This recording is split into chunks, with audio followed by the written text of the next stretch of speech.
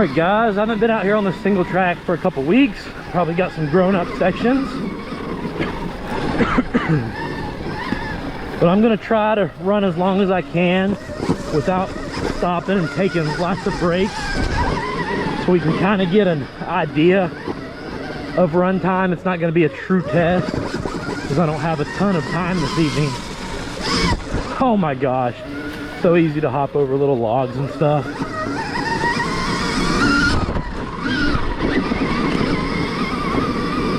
Oh.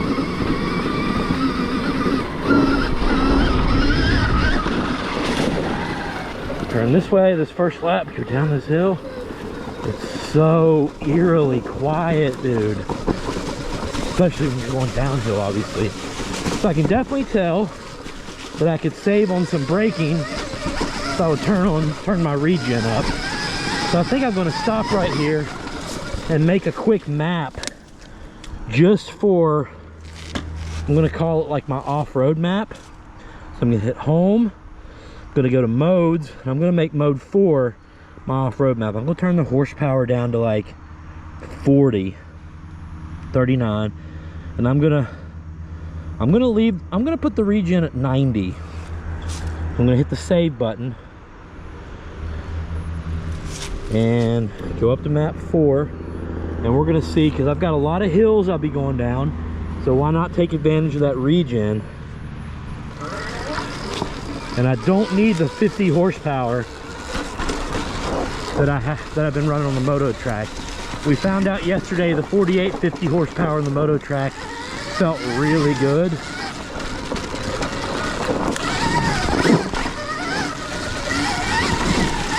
But I want to get a little less horsepower on the trail, so one, I'm not wasting power.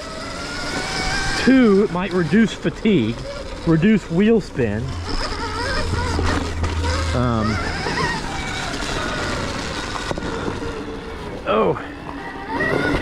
But I don't want to kill my power enough. Like, just turning it down that 10 horsepower, I can already tell that it's made it quite a bit tougher to, gosh, this thing cornered. It's made it quite a bit tougher to loft the front wheel over stuff. You just got to twist it farther.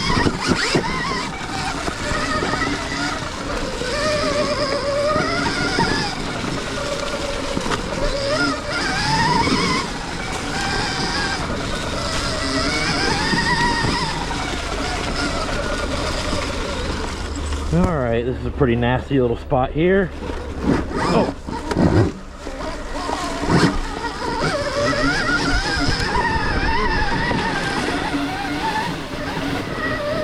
A little off camber here.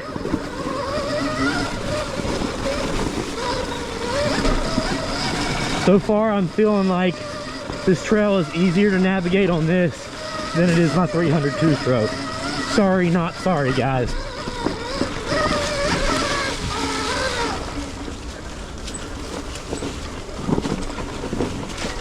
There's a tree down, so I gotta go left through this crap. Need to get back out here with a machete. I mean, it's like you've got the power of a 450 or more if you want it, but oh dear, but you've got no flame out possibility. There's nothing getting hot.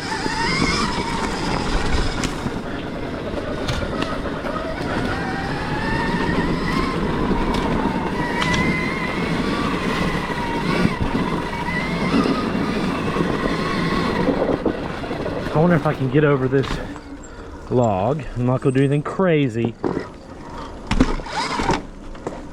No problem. Just as easy as the 300.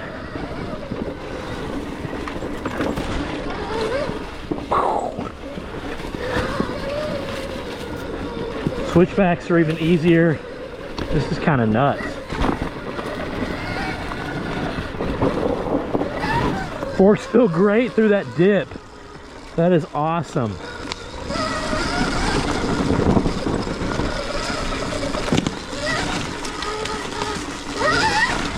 Still enough power. Doubled that little thing. Back up this way. Guys, I hate to say it, my combustion days might be over. Like, I'm not saying I would never ride, if I have one of these, I would never ride the 302 stroke that I have in the garage. I'm not saying that, but I would probably never make it back to my 07 KX250. I mean, I don't see it happening.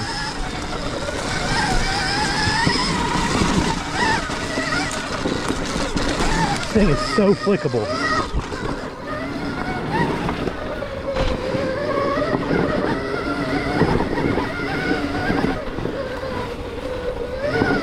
Oh yeah, oh my.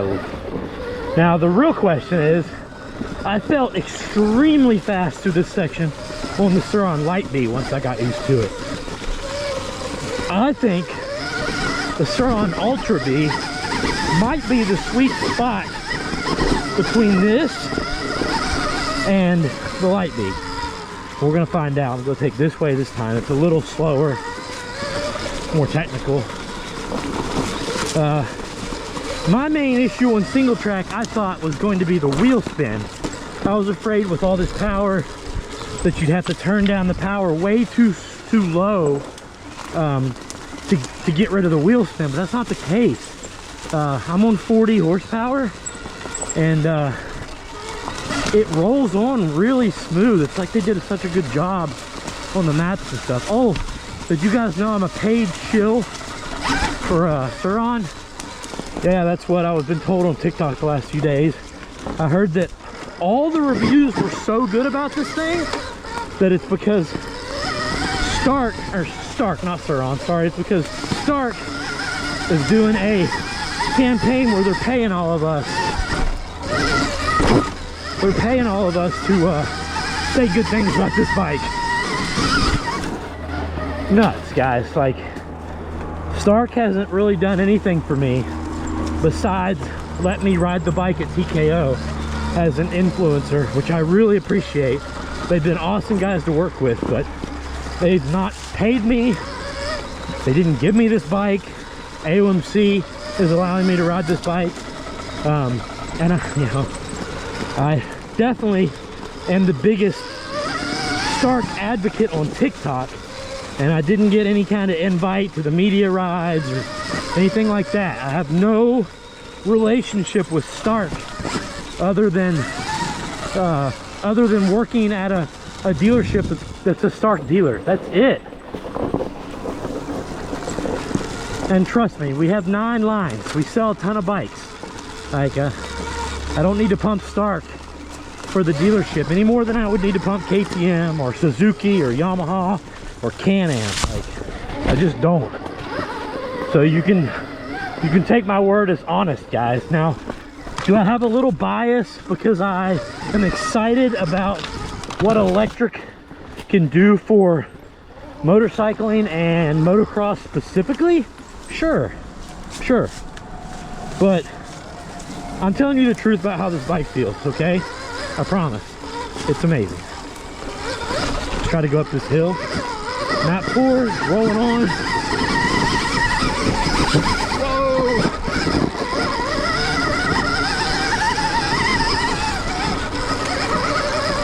Alright, so I'm in map 4. I'm going to try to climb. This may not look steep to you, but this is pretty steep, short little hill. It's very tough to climb from a stop, even on 300. You can really feel your clutches whining really bad. I'm gonna do it on the Stark, 40 horsepower, 80 regen braking from a stop right here. Kind of show you guys how the wheel spin and stuff works.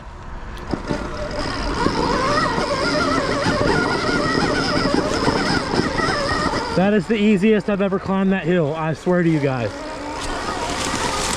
It's nuts.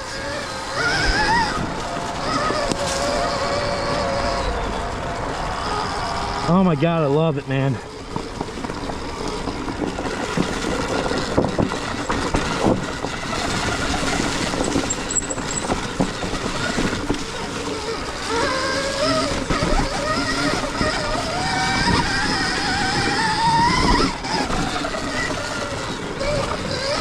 I could maybe use a couple more horsepower in a couple situations, for wheel lofting and such, but I also don't want to wear myself out. I just jumped that, like got a little bit of air. That's so fun. So yeah, after this test, I'm gonna bring the Ultra B out here and we'll see what the Ultra B is capable of.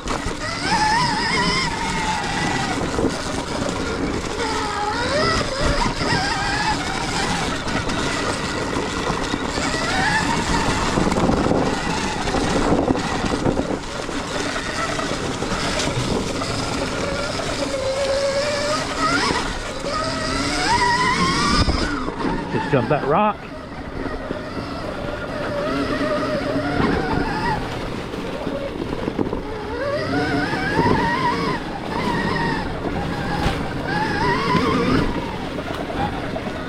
It's so, you have like a whole new kind of feel because you can hear when your tire starts to break loose. Instead of on a gas bike, you just kind of wait for that feeling. I can hear it.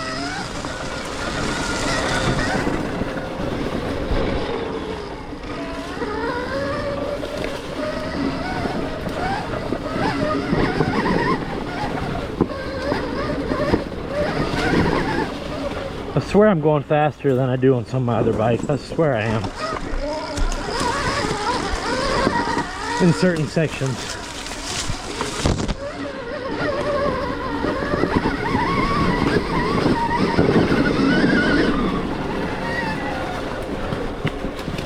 So I can hear the fan kicking on after I like rev it out.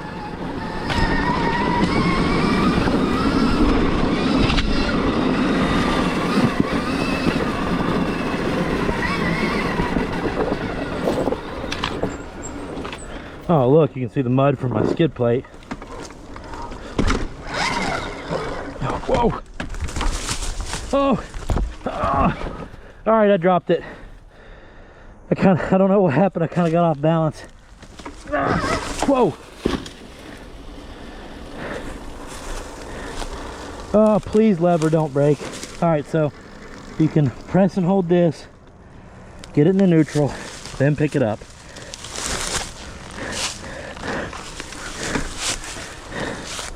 Oh, lever did not break. So now I'll go back to map 4. Oh, so Adam mentioned that yesterday when he fell. He went to pick it up and tweaked the bars now, or the wheel one.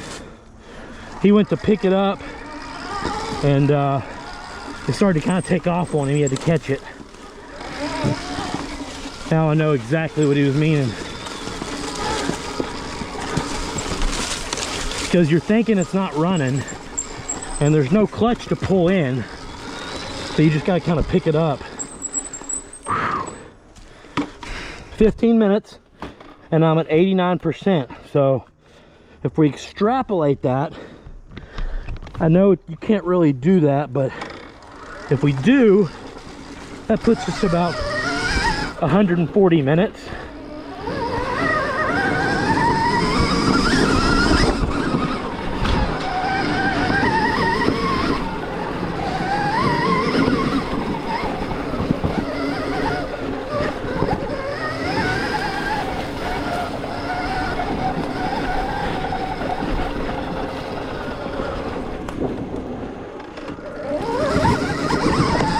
All right, I can use a little more horsepower, I think. So let's go to map 4. Up that horsepower to, and take my glove off. Let's up that regen to 100 and up that horsepower to 43. Save that.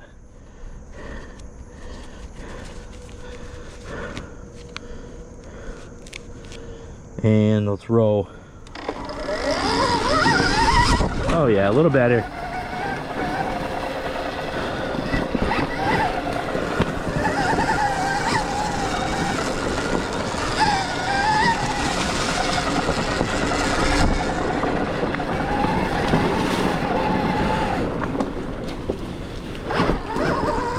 why it just seems to stop on a dime.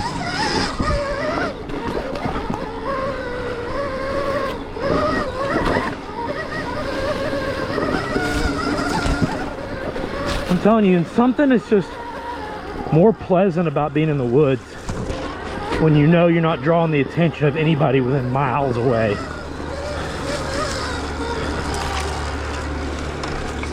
All right, let's try this again. Oh! I've really got to work on my log hopping skills, guys. I'm not very good at it.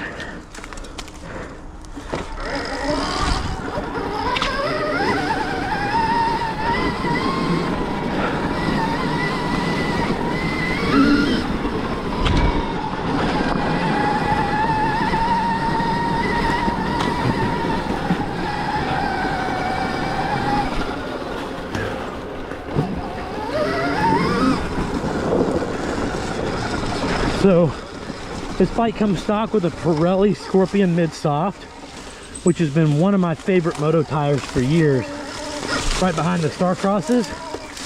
I'm not really a big fan of the new Star Crosses.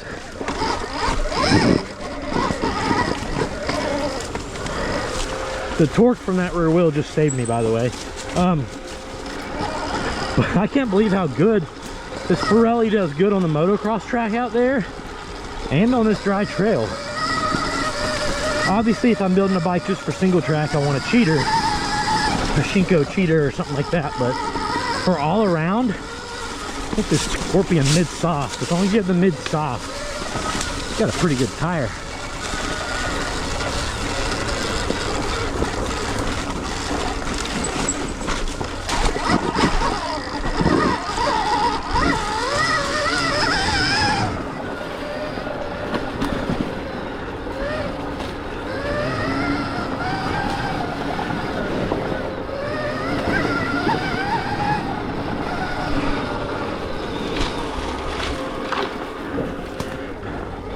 All right, guys, I'm going to cut this video right here, and I'm going to switch over to a vertical video for TikTok, and then I'm going to come back and switch back and cut in the end of the video and give you guys an idea of how long it lasted.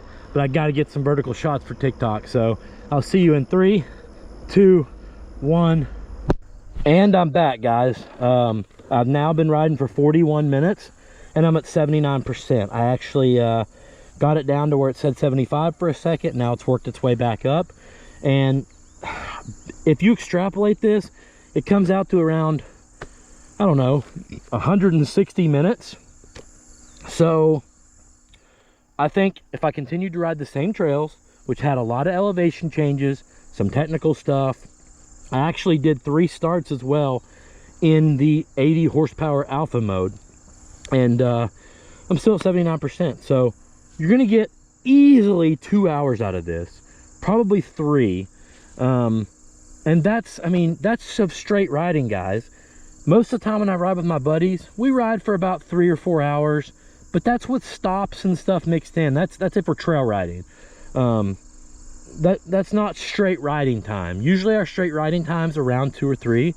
I'm usually dead by then. This will fulfill my needs as a single track bike. Some of you guys I know are supermen, and you go out and you ride 15 hours straight with your buddy at full throttle. I know, I've heard all your comments.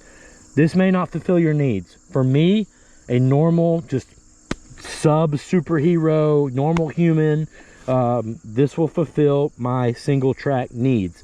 2.5 hours is all I want to ride of single track in a day.